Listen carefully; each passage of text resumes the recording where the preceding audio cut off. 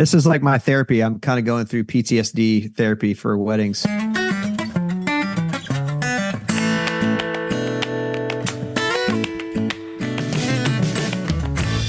Welcome to another episode of Chewing the Fat. I'm your host, Big Rob. Thank you so much for tuning in, downloading the podcast. I certainly do appreciate that. Thanks for the folks that have bought me a coffee at chewingthefatbr.com. It's the podcast where we explore beautiful, messy human stories and help you find ways to keep the darkness at bay.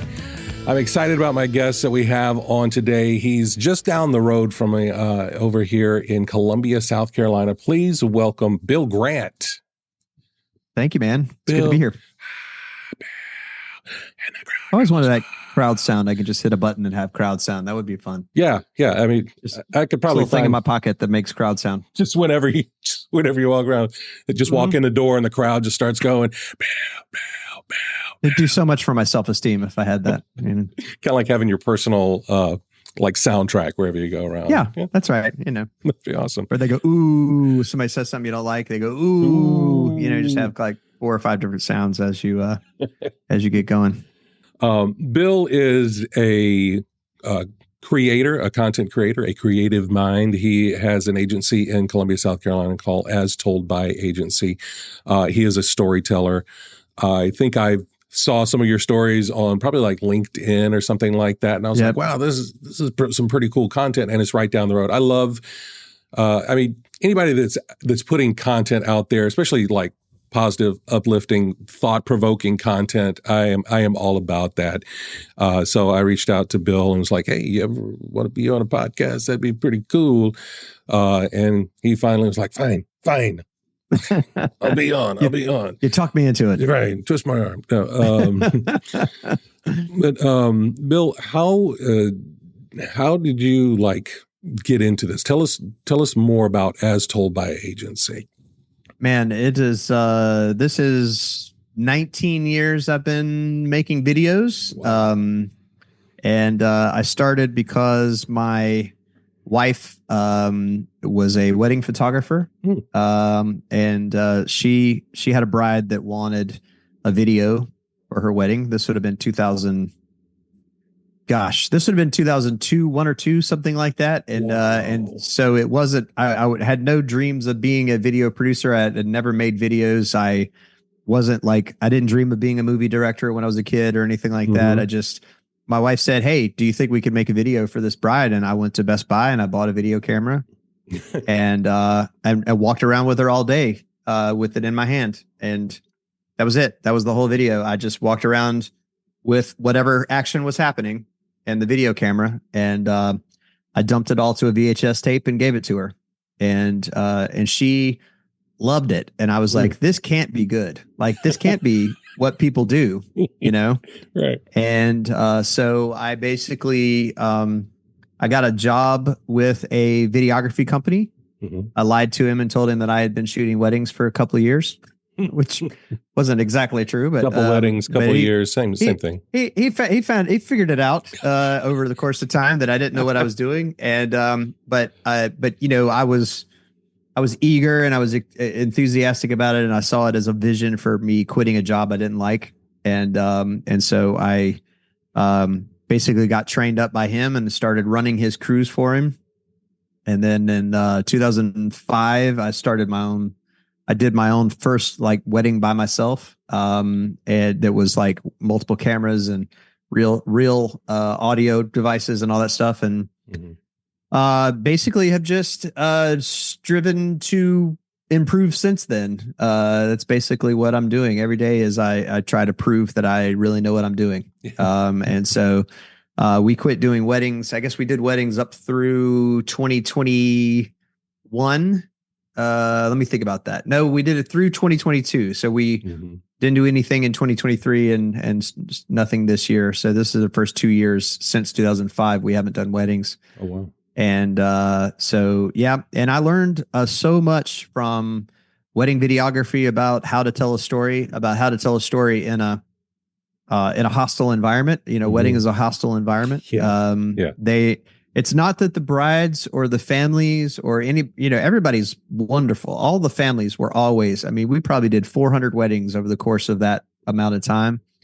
all the families were just great, just great people. The problem is the church directors were sometimes a challenge. Photographers were sometimes a challenge.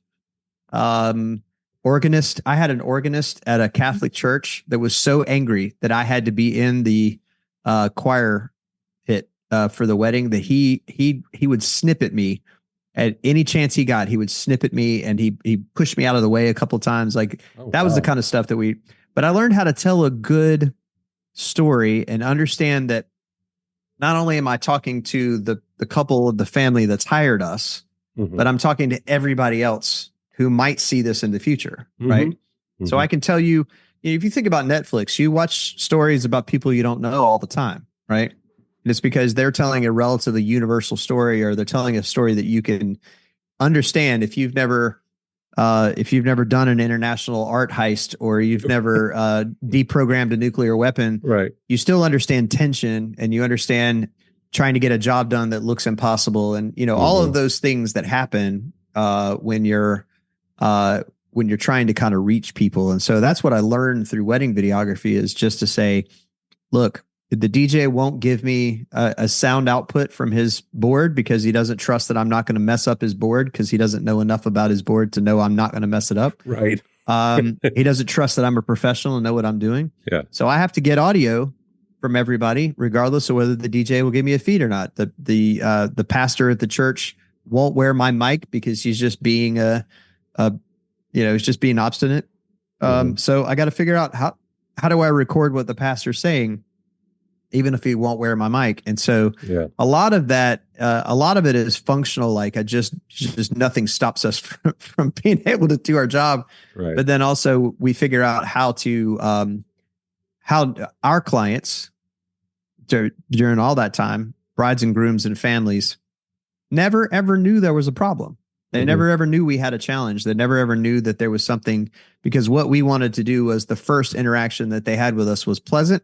The second interaction was pleasant, and it was happy interaction all the way through. And so I learned a lot of those things, and that's kind of the way we approach clients now, is that, I don't want you to have to do too much heavy lifting to get something beautiful and wonderful that you're going to be able to use for your organization or business to help to reach people. And that's what we really want to try to do, is to help connect people and to reach people and really move people to action. That's what that's our kind of big thing. We work with a lot of nonprofits and stuff that we help raise money and, those kind of stuff. So I love that. Now, you said you didn't have like aspirations to be a director or anything like that. Where are you from originally? I know you're in Columbia now. I'm from Winsboro. Oh, okay. Winsboro, so right South outside. Carolina. Yep. Grew up in Winsboro. I moved to Aiken when I was 17 to go to college, and lived in Aiken all through college, and then moved to Columbia after college for a job. I had my degrees in computer science, so I moved to Columbia to work a computer job that I ended up not liking at all, and quitting that job to do this. And so I've been doing this since then. So you found, I mean, you've been doing it for a while, and often in creative endeavors, it's not always for the money that you do this stuff. So I'm assuming you found some real fulfillment in this, as opposed to, doing the computer job. Yeah. And honestly, I was always creative. So it was all, I'm a musician, so I've been doing music my whole life. Okay. Went to college originally. The idea of going to USC Aiken was that I would be able to get 2 years at USC Aiken and then transfer to the music program at USC. And USC Aiken allows you to perform as a freshman and sophomore. You can't really perform as a freshman and sophomore in Columbia. So I was like, I'll just go to USC Aiken.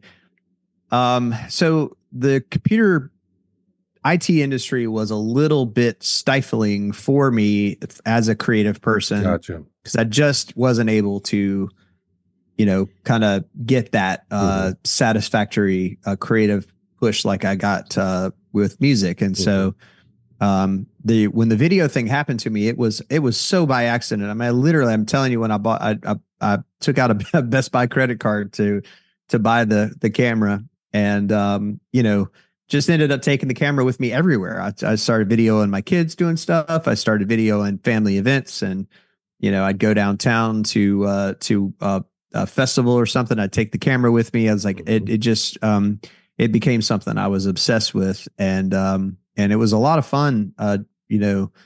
Getting into a new creative field. It's not very often that happens to you. And I was 32 years old when I started the business. That's awesome. So, it was cool to pick up something new.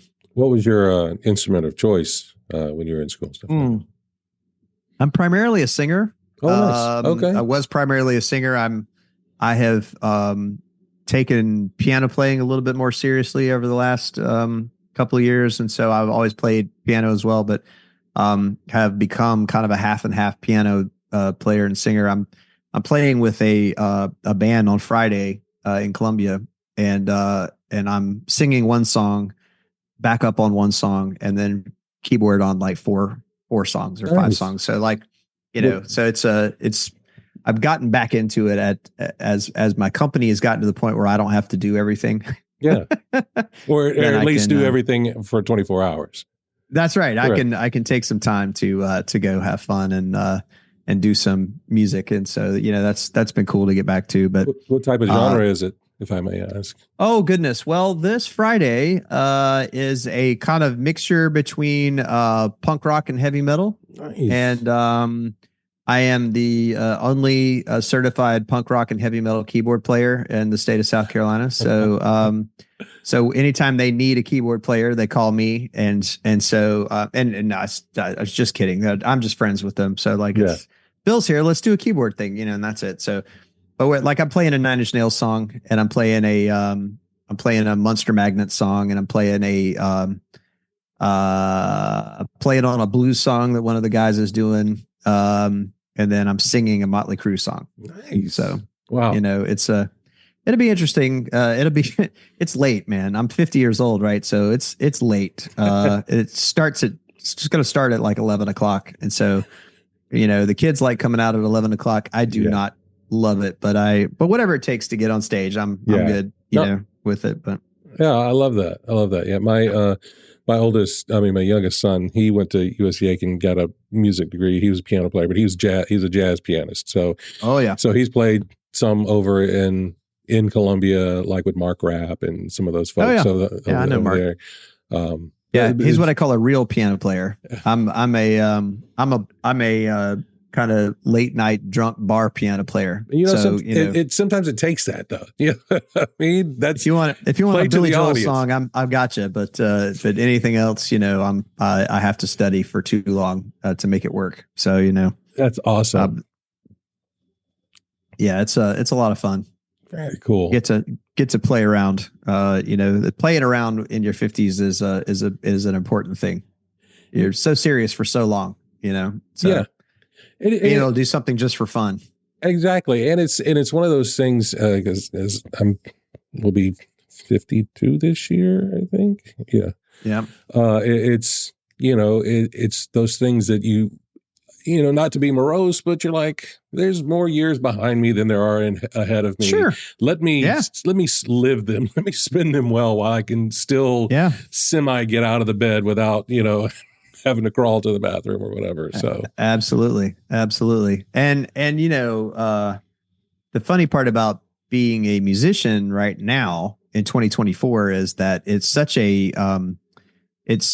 a discipline for people my age, right? Mm-hmm. People in their 20s do come out to the bars occasionally to see us play, but mainly the audience is people that are my age who went to go see bands play when they were in college. And this is kind of our thing, right? This is sort of this will be the retirement home for our generation. It's just going to be a bunch of us sitting around in black t-shirts playing heavy metal. And it's not the retirement plan of old, so it's kind of cool. It is cool. We're looking forward to it. That's awesome. It's not at all what I thought it would be. When I was in my 20s, I looked at guys in their 50s. I'm like, oh, that's so sad. I'm like, nope, it's not sad. It's really fun. We're having a good time. I don't need validation from anything outside of just being able to do it, So yeah. And there's such, talking about creative process and creative endeavors, there's so much freedom in that. And like, you know what, I'm going to do this. I'm going to, throw this bucket of paint on the side of the wall, see what happens. You know what I mean? I'm going to get some friends together and freaking just rage out on the stage, you know? Yeah. And I don't need any money. I don't need any accolades. I don't need to sell anything. It just enjoy. I just enjoy the practice. I enjoy doing it. It's the doing it for doing. Yeah, exactly. It's the doing it for doing its sake. I tell folks all the time, you know, even when I was in radio years ago, it's like you don't get into radio because you want to make money. You get into it because you love it, and you stay in it because you love it, and you put up with a lot of shit and no money because you love it. You know, but now there's something like, again, so freeing to be like, you know what, I'm going to do this because I love this. I don't care if anything else comes along with it. Just the act of doing is so fulfilling. Yeah, and I think what's got to happen too is that, you know, my son is 20 and my daughter is 14. And so we're to a point with my daughter where we don't have to parent her every minute of every day like we did when she was little. Mm-hmm. And so, you know, we get to do things like, honey, we're going to a bar Friday night. We're going to be out until midnight. So just, you know, hope everything goes well. Keep the door locked. Don't answer the door for anybody. Don't leave. Right. And then my son is about to move out. So he's found his first apartment and is about to move out. And, you know, we had to be kind of so straight laced and so serious for so long. Right. Mm-hmm. And now we get to just sort of be a little bit more goofy. It's like exactly the opposite thing that I thought would happen. I thought I would get more serious as I got older, and that's not what happened. No, you get that kind of F it mentality. Like, you know what? I'm just going to do it. We're just going to do it. We're going to, you know, get in the car and drive across country. We're going to get the band back together, whatever. Just do those things. That's right. That really, we're going to do those things we never had time to do when we had to be so serious. Exactly. Because you were trying to earn money to raise the kids, to make sure that they had the things that they wanted and all that other just, you know, not that it was crap, but that other crap, you know? Yeah. Yeah, absolutely. Well, and the thing is, like, you get to that point and you go, okay, well, I guess we did all right. You know, they're both alive still. Alive is the first first prerequisite, right? Yep, got that one. Did. Second of all, they're decent enough people.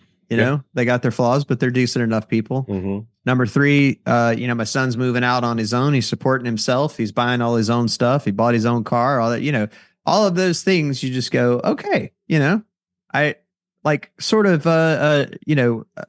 Option achieved, right? You get that done and you just move up to the next level of like, okay, what else can I do now? And younger people not understanding what I'm doing, I really thought would bother me. And it doesn't bother me a bit. Yeah. Like, it doesn't bother me a bit. I'm like, y'all don't understand. It's fine. I don't understand half of what you're talking about most of the time. I don't care whether you understand what I'm doing.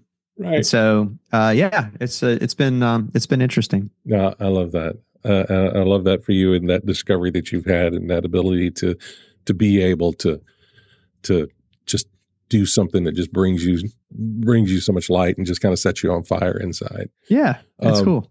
You mentioned earlier about working with nonprofits. I know that is a noble cause. Working with nonprofits, working for nonprofits, sure. Because you know, a lot of those, it's because you believe in what they're doing, not necessarily in what the amount of the paycheck is that they can bring to the table. You know what I mean? Because it's nonprofit. It's every dollar has to go back in to kind of make more opportunities for whatever it is. Was that type of attitude and work something that you have, you know, had inside you for a while? Were you the type of person that would volunteer at the soup kitchen or go do the roadside cleanup type stuff? You know, the interesting thing about nonprofits for us has been that nonprofits have really good stories. Absolutely. And so, you know, no matter how successful the company is almost always as much or more driven by profit and return on investment than anything else. We found early on, and look, I got into work, and the answer is no. I never did do a lot of I'm not an altruistic person in general, and I hate to say it that way, but like, I love the fact that we're helping people, and that's awesome. And I love the fact that the folks we work with help people, and it's everything from, you know, we do work with Camp Chemo. That's a summer camp for kids that are going through a battle with cancer. We work with the United Way here locally. We work with Salvation Army here locally. A lot of our work with nonprofits came from the fact that when I was trying to figure out, do I work outside of weddings? Who outside of weddings has good stories to tell, right? And so, as I worked for a brake job company, as I worked for a jeweler, as I worked for a company that sold fireworks, you know, they had stuff, you know, they had things that they wanted to sell. But as I worked with nonprofits, what I found was I really got into really understanding their voice, really understanding kind of what they wanted to say, who they wanted to reach. You know, we got to really dig into, you know, what's going to affect people. And so, you know, that was a big thing for us. And, you know, we found a niche with nonprofits where, you know, United Way has a decent budget for marketing, right? They, you know, we do a good bit of business with folks that have a good budget for marketing, and that's a huge thing for us, that we can really take the time to understand who they are. I mean, we've been working with the United Way for 10 years, so we love their mission. We love what they do. We love the people and how passionate they are. They appreciate our ability to help them tell stories in the community. Right now, we're working on the campaign for them. So they're going to be doing the United Way campaign to Blue Cross in these different places. It's so important for us to really understand, you know, the voice that they want to have, but we also really understand things like the organization and, you know, treading those different roles and stuff, you know, because we work with them so much. We really understand sort of the areas and elements, and we just love working with nonprofits because of the stories. Yeah. And it's actually the opposite. I got into it because it was those are relatively kind of low hanging fruit clients, right? I just go, hey guys, let me come make a video for you, and they would be like, awesome, come on. And then I got into it, and it got me into being more of a charitable person, thinking more about volunteerism and thinking more about giving my time and energy and effort. You know, it sort of had the opposite effect, you know, on me. It sort of made me more into kind of helping than I would have otherwise, I guess, you know. So that's great. That's great. In do you have a particular, you know, in all the storytelling you've been doing, do you have a story that kind of sticks out yeah to you? Well, I will tell you, with the nonprofits, one of the best things is that we get to really dig in. And we were doing a story. God, this would have been a long time ago, 2018, I think, 17, 18. We were doing we were trying to promote a program that the United Way has for helping folks that are homeless. And there is one of the representatives for United Way that his job for the United Way was to go out and check on the people that didn't come into the shelter. So there are a couple of shelters in town, and you know, they understand the count, and they understand who's there and who's not there. And so, you know, they have a guy that goes out and checks on people that don't come into the shelter, just a well-being, but then also, you know, just to make sure they've got food and, you know, all the things that they do to help out. So I was talking with the communications director over there, and I was like, man, it would be so cool if we could get into that conversation. Like if we could just kind of go with him to help check on these folks. Yeah. Because I think that would put such a face on it, you know? And so he talked to one of the guys that he goes to check on, and he said, sure. He said he'd love for us to come in, because he was super proud of the camp that he had made. Right. And so what was amazing was he said, like, the only stipulation is I don't want you telling anyone where I am. I don't want you telling anybody where my camp is. But as long as you don't tell people where my camp is, you're welcome to come in. And he was so proud of his camp. He showed us like he had made a little cook stove out of like pans that he had found. He had stacked the pans up, like he would cook the thing that takes the longest at the bottom and the thing that doesn't take as long at the top. He made a structure out of discarded billboard material. And so he had made this whole like almost sort of roof and everything out of billboard material. He had constructed a little table in there that he could sit at and eat. And Wow. it was just such a humbling experience to be able to go into this guy's camp and say, okay, this is not our place, but we want to just be in here for a little while and kind of talk to him and all of that stuff. And he was so proud of everything. And I mean, that kind of stuff is just really amazing. To be able to get in and just sort of really get to know the function of what an organization does, and not just have it on the surface, not just see it from the top down, but like to actually get inside of it. It's really cool. Yeah. And then also, I'm sure that just being able to see that type of will and perseverance in a person that's been, Oh yeah. Whether they were discarded, bad life choices or whatever, could be something that they did, something they didn't do that have caused them to be in this state, but then to still have pride as a human being, and to be able to say, hey, I don't have much, but I'm proud of what I have. Sure. Come into my house. And his whole thing was that he said he just doesn't like people. And this is his way of avoiding people. Wow. I was like, well, that's a way to do it. He was out there in the woods. Yeah. And so I think, what I love about situations like that is that you get such a perspective on people by having interactions like that you wouldn't have otherwise. We're just two guys talking about how he's making his dinner, and the United Way does a good job of, keeping these guys at food, bringing food to them, but then also making sure he's got a bus pass if he needs one, or, whatever it ends up being. And so that was just extraordinarily cool, just to see that. And, that turned into one of the favorite videos that we've ever made, was that year that we made that video about that situation. And, we had a great script on that video, and it was just kind of all the elements really hit. We end up doing those things, and I'm going to Washington D.C. in a couple weeks to cover a conference that a client of ours is doing. It's a protocol conference, and so they teach you, if you're going to a foreign country, they teach you the protocols to do business in that foreign country.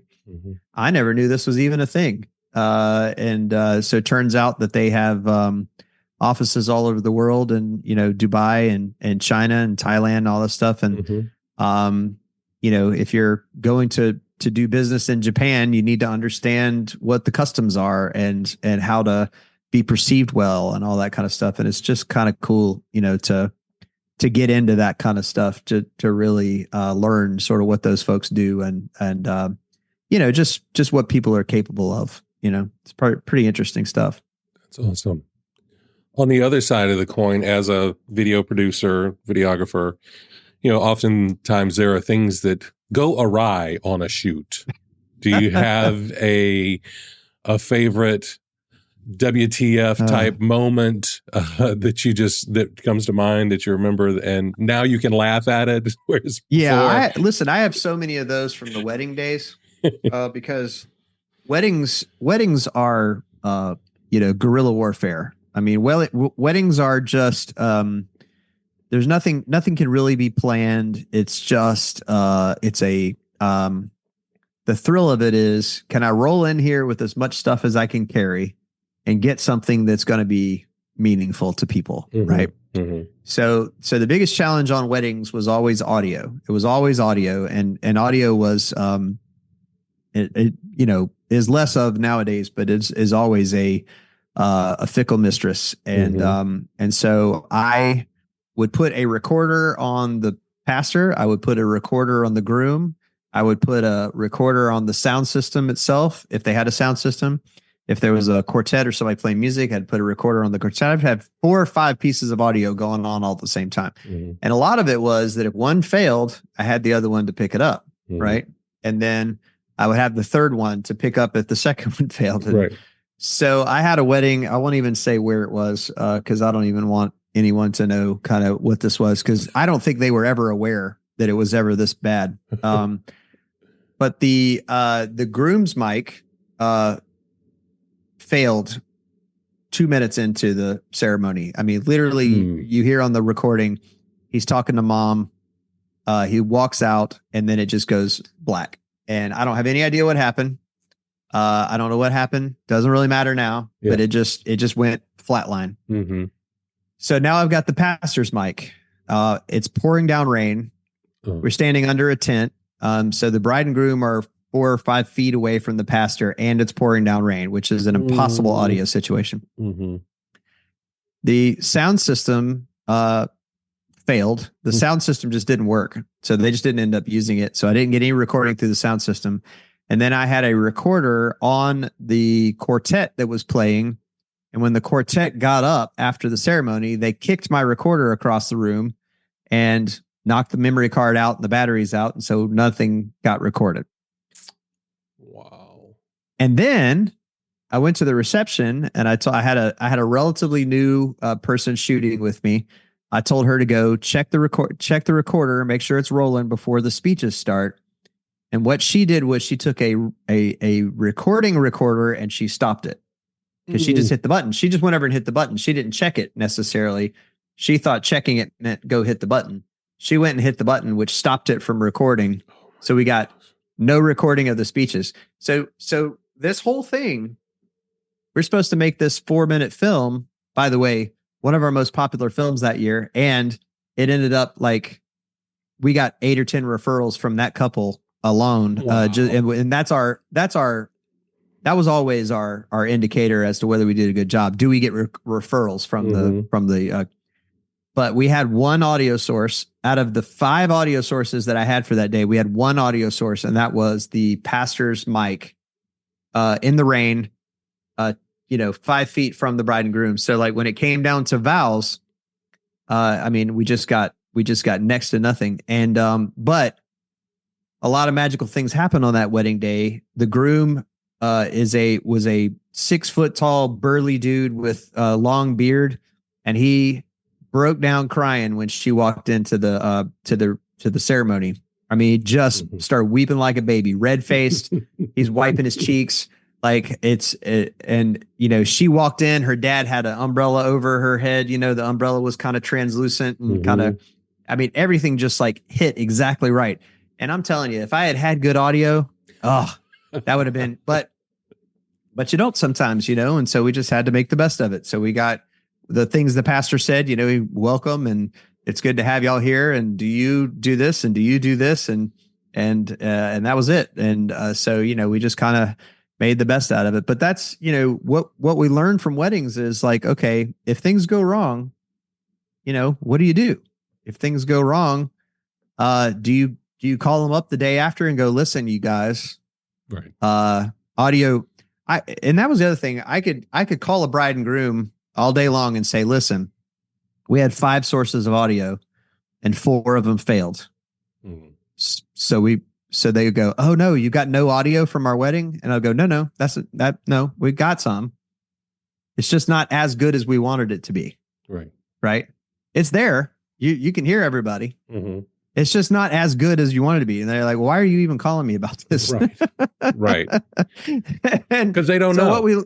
They don't know. And so what we learned to do is we learned how to just make a beautiful story anyway. Right. Yeah. And then they're super happy with it. And as long as you can hear everybody, then you're in good shape, but we always went way overboard on recording stuff. And honestly, it's probably what we still do. We still go way overboard. We could probably get away with a third of what we do, but because of my sort of origins, coming up through the sort of battleground that I came up through, we just try extra hard, and back up everything and all that stuff. But it's a lot easier nowadays. We've got a studio here in Columbia, so a lot of our interview pieces and a lot of stuff we do is in our studio. So obviously that's a controllable space, which makes it a lot easier, Yeah. So, and then it's not quite as much adrenaline as there used to be. So that's part of it for me is like, used to be a lot of adrenaline, you get down to a wedding ceremony. It's guess live. What happens? It's live. Yeah, there's no going back. If something goes wrong, what am I going to do? Go, wait, stop it. Let's roll the bride back to 1. Right. Start again. Yeah. It's not something that you can do. And so, my whole team now, though, I will say I've got 4 employees here in Columbia, and none of them have wedding experience. So what ends up happening is I end up telling them how I got my experience and where everything came from for me. And they're like, well, whatever, boss man, I have no idea what you're talking about. Just give me a specific command, and then we go from there. But anyway. Well, it's got to feel nice know that now that, make lemonade from lemons is plan C or D instead of plan B. Yeah. Or A dash 2, right? You don't want to, And honestly, so much of what we do is controlled now, right? It's written ahead of time.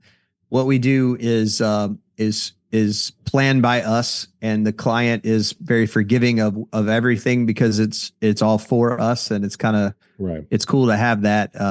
But there's a little bit of adrenaline that I miss a little bit, from just being in a space where I can't control everything. Yeah. And so, it's definitely a big challenge. But one of the biggest things we do now with folks, and this is part of our sort of offerings, is that we help to determine audiences for people and understand sort of when we're creating stuff, where are we putting it, and what who are we putting it in front of, what platforms are we on, all that stuff. I spend a lot of my day doing strategy like that, just sort of overall strategies, just figuring out sort of what we need to say and who we need to say it to. And so that's been very cool. And that's a thing that I never did really get to do with weddings, is that, weddings, I knew exactly who I was talking to. I was talking to these 2 people, and then their families.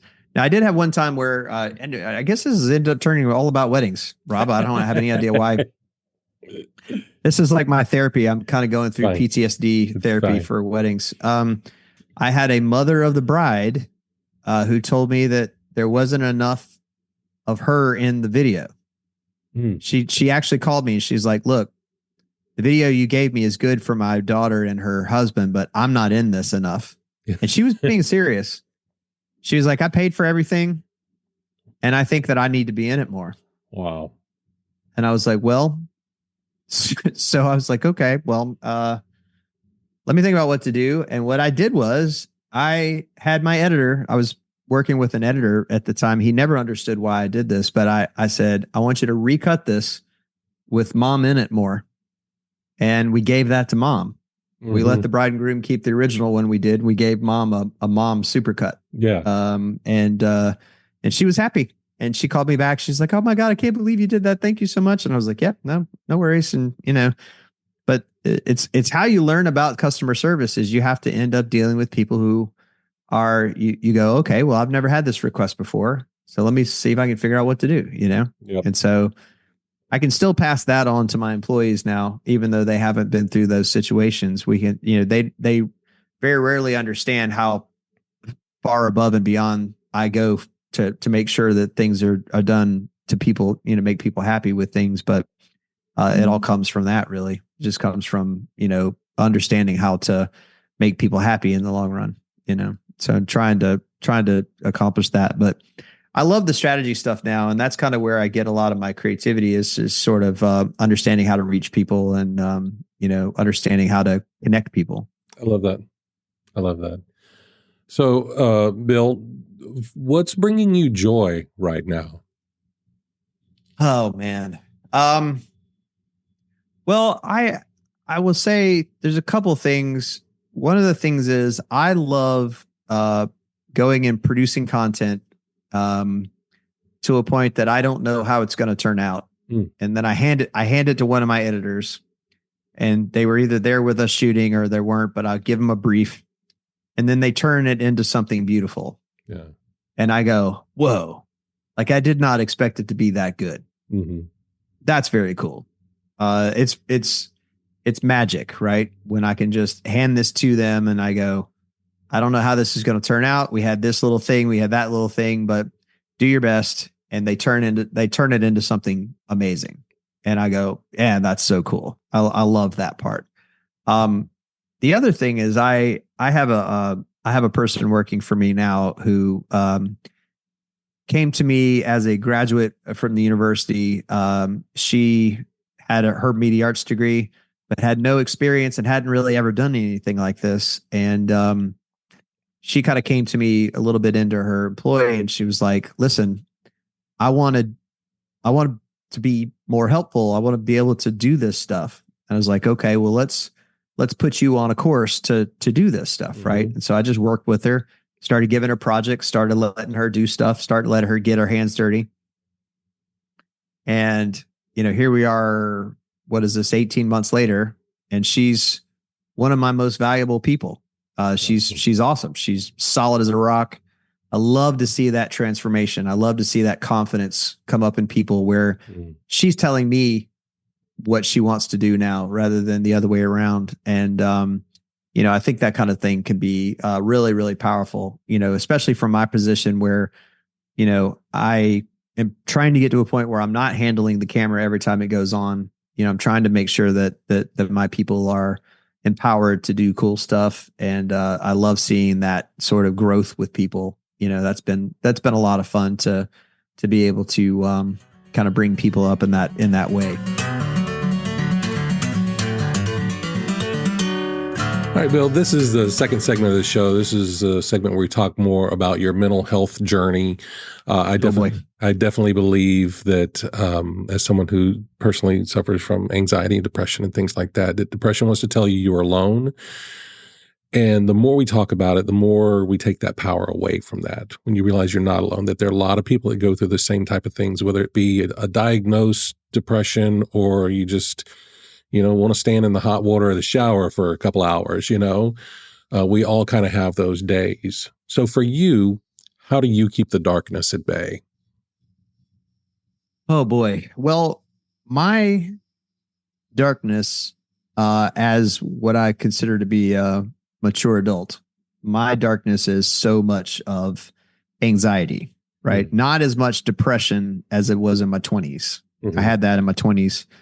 A good bit. I don't deal with that as much now as just anxiety. And I have had to in my life define anxiety. So anxiety is, when you're in the woods and a bear attacks you, that's not anxiety, right? That's fear, right? Yeah.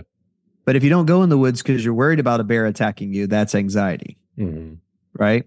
And so what I have to understand is is a bear attacking me right now, or am I afraid of a bear attacking me, right? If a bear is attacking me, then my stress is a accurate response to my situation, right?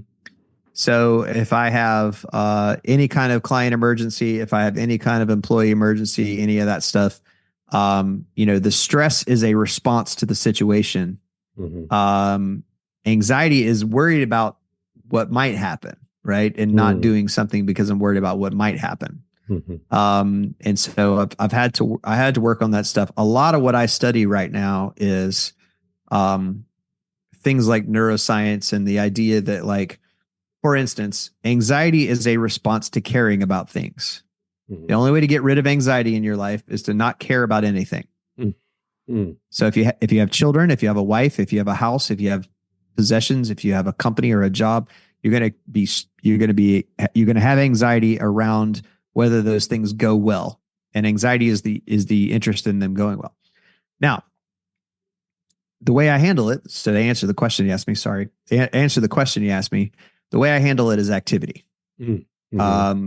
Number one, physical exercise makes a gigantic difference. I learned this during COVID, right? I had the tendency during quarantine, to sit and do nothing for a couple of days. And then I realized how sad I felt and how anxiety ridden I felt. And as soon as I got out for a hike or went for a bike ride or any of that stuff, my mental health improved. But I think as long as you're not taking care of yourself physically, you're putting yourself in a situation where mentally, mental health wise, you're in a place to not do as well. Right. So activity is huge for me. Play music again has been a huge deal for me. I started playing music again, like literally the week before COVID started. I was in my first band in 15 years. I played at a charity event with a band that I had played with before. a week before COVID, and then COVID shut everything down. And so what I found was that I had a bunch of musician friends who weren't busy. And so we started making videos online. We started making music online, where I would play a piece, or a friend of mine would play a piece, and then I would add a piano part to it. And then I would send it to a drummer, and the drummer would play the drum part, and then I would sing over it, and then we'd put out the video. That's awesome. And it was really just for us to have some activity. Right. But that's it. It's just activity. It's just understanding, number one, that so much of it is either stress response and not anxiety. And number two, anxiety is a response to caring about things. And number three is activity and physical health and physical activity removes a lot of that stuff. So I do still have anxiety. I do still have these issues, but I feel like I'm dealing with it well, now, just because I'm sort of keeping my eye on the fact that, it's the old thing from movies, you close your eyes and say, it's not real. It's not real. And that's, that's what you have to do at some level, is just to go, there is no bear attacking right now. This is not a stress response. This is just anxiety, and you have to go, nothing's actually happening. And if something's happening, then you're just dealing with stress of things happening, which is fine. You have to do that sometimes. So, but I would say activity and physical activity is a big one. Yeah. Having an outlet, Yeah. And I totally agree with that, especially something to kind of take your focus onto something else. Like I said, the creating music, it's using a different part of your brain to stimulate that, to write songs or play songs or sing or I'm a big fan of like Lego. I know that's, I'll put together Lego just to focus on something else. Yeah. Or read a book aloud, or do something, like you said, just to engage other parts other than the fear part, like you said, of your brain. Yeah. I love that. I love that. In the in a lot of folks, I think, discovered similar things with the lockdown, with the quarantine. Yeah. It kind of went one way or the other. That was one reason why I created this podcast, because I was feeling that way. And I was like, there are other people that feel this way. So we can't get together and talk about it anymore. So let me talk to people. Do it virtually. Yeah, exactly. Yeah. Sure. In an open forum type of way. I love that. Is there any one thing that you do maybe during your day or your week to help, just like as you're keeping an eye on that stuff, and you say your activity, but to kind of share that with others as you're working through the week? I tell you, I talk to my wife more than just about anybody. I talk to my employees here or there, and I make outward content, right, for LinkedIn and things like that. But honestly, I don't talk about mental health with a lot of people. Honestly, my wife, I talk to a lot about it, because she and I, talk about this stuff a lot. I'm also kind of fascinated with neurochemistry and those things, just from a kind of intellectual pursuit or whatever. But I don't talk about it much. I mean, I think it is, it's one of those things, I guess maybe I should solve it before I talk about it. And so, I guess talking about the fact that, that I struggle with anxiety, and I struggle with the differentiation between anxiety and stress. All of it. I mean, I've made a couple of videos about the idea that anxiety is a response to something that you love, right? And the only way to get rid of anxiety is to get rid of everything you love. And so you don't want to do that. So you have to just kind of, you have to balance those things out. But yeah, I mean, it's funny, in my day-to-day life, I really just talk to the people I'm interacting with. as most people do, you don't go out and just, Like, hey, everybody. Hey, everybody.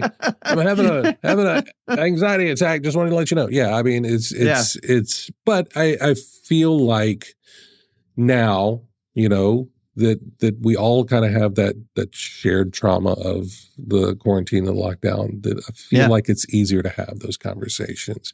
And that's not,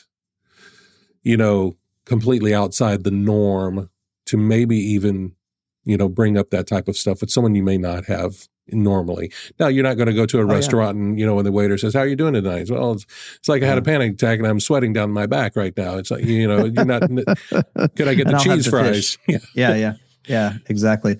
Well, and I think too that it's good to be open to talking about it. So, it's not what's kind of, I guess, one of the positives that come out of COVID, if there is such a thing, is that we as a society are a lot more open to talking about issues that we have, right? We're a lot more open to saying, here I am in all of my flaws and I'm trying. Yes. and that's okay. And I think it's good for us to not shy away from talking about it because like you said, it helps to heal a little bit. It helps to kind of make you feel like you're a little bit more normal. Whatever normal means. But makes you feel a little bit more normal if you can talk to people about your flaws and then they talk to you about theirs. And of course, it builds that connection. It builds that commonality and that connection for sure. Yeah. And I think being in touch with it, right. And being examining it to the point that you really understand what's going on with you, and I've done a lot of therapy in my life. And so therapy has been a big help.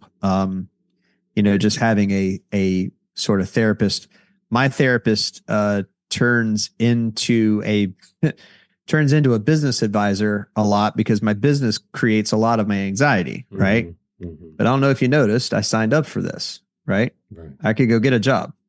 Mm-hmm. I'd have less anxiety. There'd be less fluctuation. There'd be less of the unknown. I could go get a job and I would have less stress probably, but then I would be dealing with somebody else's expectations of me. I would be dealing with a boss. I'd still have stress, Mm-hmm. But as business owners, we sign up to be people with anxiety. That's what we sign up for, right? Yeah. You're going to have big highs. You're going to have big lows. One of the things that a friend of mine posted on Facebook the other day about the advantage of being an entrepreneur. And my answer was the variety in my experiences. When I had a job for 11 years. I had the same day over and over again, right? Mm-hmm. It was the same day. I was dealing with the same people in the same situations over and over again. Today, this week is going to look radically different than next week. Yeah. Right. Next week's going to look radically different from the week after. Yeah. Right. And so that's how we end up. Kind of getting in the spot we're in as we sign up for it. And then we go, I have anxiety. Well, of course I have anxiety. I'm running a business. So I've got 4 employees, one of which has got a kid, mm-hmm. One is about to get engaged and, I'm in charge of their lives. Why wouldn't I be anxious? Yeah.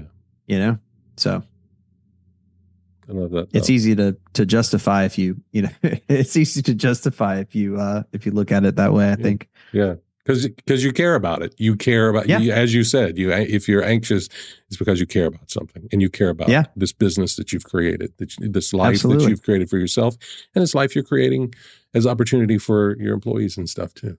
Yeah. I mean, it's important to me that they are successful. I don't want them to work for me forever. I just had a guy whose last day is today. He's going to a different job. And, my answer is I don't want everybody to work for me forever. I don't want somebody to work for me for 30 years and get a gold watch. That's not how this is supposed to go. Right. They're in their 20s. I want them to go experience stuff and live in different cities and, take the big job. I just had one in 2021. She moved to Manhattan. Wow. To take a job in Manhattan because she always wanted to live in Manhattan. Well, that's great. I love it.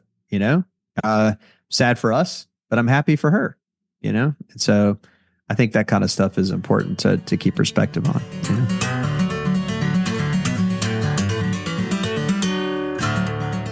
All right, Bill, this is the third segment of the show. It's time now for the Fast Five. The Fast Five. It's time Love now it. for the Fast Five.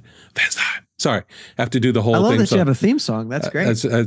I mean, I have to sing it live every time. I really should just record it. I don't know why I don't, but you know, it's it's the Fast Five.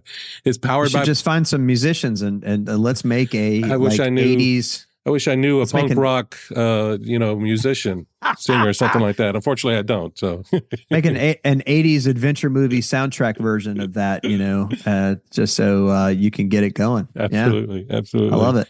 Fast Five is powered by Poddex. It's an app created by my friend Travis Brown. If you go to chewingthefatbr.com/poddex, it'll take you to the link where you can download the app. It's great for podcasters, great interview questions, lots of different categories and stuff like that. So check it out. Or if you just need some random questions to ask people when you're at your next, Lions Club meeting or something. There you go. All right. So it's 5 random questions, no wrong answers. I don't care what people think. There are no wrong answers. It's the first thing that comes off the top of your head. You ready? All right, go. All right. Question number 1. What embarrasses you instantly? My hair. Really? Yeah. You got good hair. It's weird. It seems like it until you try to brush it and take care of it for 50 years. It just does this. This is all it'll do. It's a helmet. It doesn't do anything else. So that's great. Question number 2. If someone made a movie about your life, who would play you? Oh, I would love to say Ewan McGregor. Okay. Because I feel like I'm Scottish deep inside somewhere. I feel like that, and then I think he's got an Oscar in him. He just hadn't found the right role yet. You're just looking for the Bill Grant story. Yeah, there it is. Ewan McGregor. Awesome. Hey, question number 3. What did your 15-year-old self imagine you'd be doing right now? My 15-year-old self imagined that I would be retired from Broadway. Really? I would have assumed that I would have gone to Broadway, given it a shot for 3 or 4 years, starved and waited tables, and then come back home to work at somebody's mechanic shop. Really? But that's what my 15-year-old self would have thought. Now, I was obsessed with musicals when I was 15, so I had been doing musicals my whole life. Kept doing them through college, and haven't done one since I graduated college. Really? So, but yeah, really. Look, you're on stage now. You're one step away from doing a musical. You just need to get with some of the theater groups there. You can come over to Augusta. We have great ones here. I know. I tell you what happens is the theater, you have to rehearse like once a week or every night or all that stuff, right? The bands that I'm in, what they do is they go, hey, here are the 4 songs we're playing. Go learn them. We're going to practice this one time and then go on stage. And so that's been the challenge. But my singing career, I never got paid for singing, but whatever. My singing career started as a theater, and then my major for the first 2 years was music. And so I kind of studied opera as much as anything. And so that was going to be, and so obviously opera translates really well to heavy metal. It does. I mean, it's, it's funny you say it, but it is a lot of the same technique though. I mean, so that you can protect your voice when you're shredding it out or whatever. High and loud for a long time. Right. All that stuff, so yeah. No, that's awesome. I love that. I love that. Question number 4. What was the last book you read?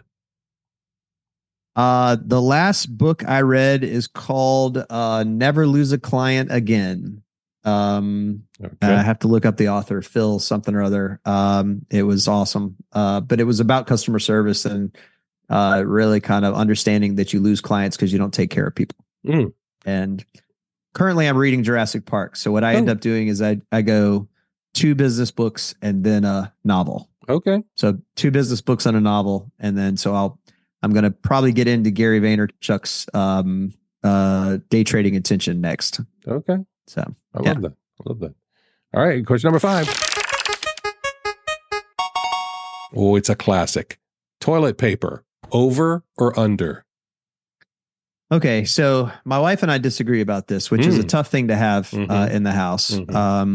And she has a little sign behind the toilet and it says that comb over bad, mullet's good. I kind of disagree. I like the mullet. So I like it. I like it under. Mm-hmm. She likes it over. I like it under. Okay. And sometimes I'll switch it. Sometimes she'll have it one way and I'll switch it. I don't care. That's right. I'm going to have it the way I want it. It's my house. There you go. You know? Yeah. Wild man. Yeah. I love that. House divided on toilet paper though.